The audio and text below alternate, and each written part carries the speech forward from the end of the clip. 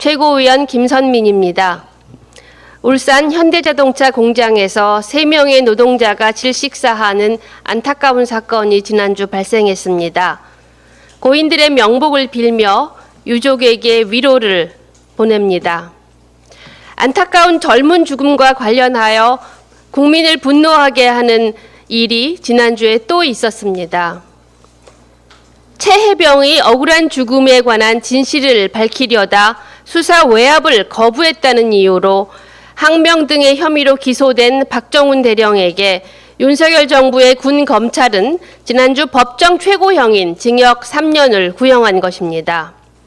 해병대 예비역과 시민단체, 종교인을 비롯해 사회 각계각층의 시민들이 한 목소리로 박 대령의 무죄를 그리고 임성근 사단장의 유죄를 외쳤지만 서슬퍼런 권력 앞에 군 검찰은 눈을 감고 귀를 막았습니다. 최혜병 사건은 복잡해 보이지만 사실은 간단합니다.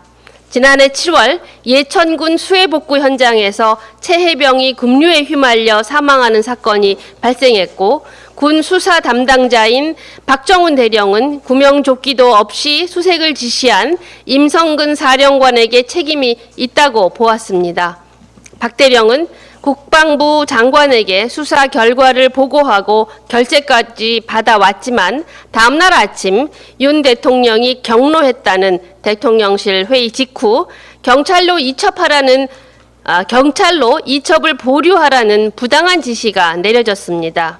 그럼에도 박 대령은 원칙대로 경찰에 수사 자료를 넘겼으나 국방부는 당일 저녁 경찰에 가서 수사 자료를 회수했습니다.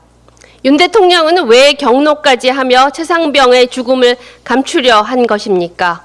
윤 대통령은 왜 구명조끼도 없이 수색을 지시한 임성근을 지키려 한 것입니까? 김건희 여사와 연루된 도이치모터스 주가 조작 주범 이종호가 임성근과 각별해서 구명 로비 받은 것 아닙니까?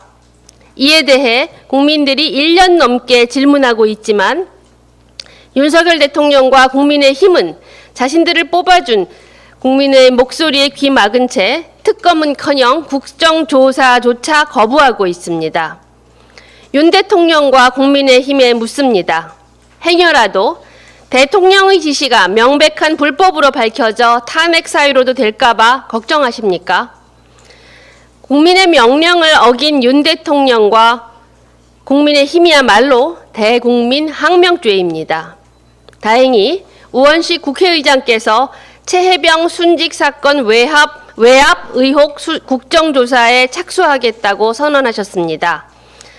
국민의힘은 수용하기 곤란한 의견을 밝히고 있습니다. 조국혁신당은 국정조사에 적극 참여해 최혜병의 억울한 넋을 달래기 위해 노력하겠습니다. 감사합니다.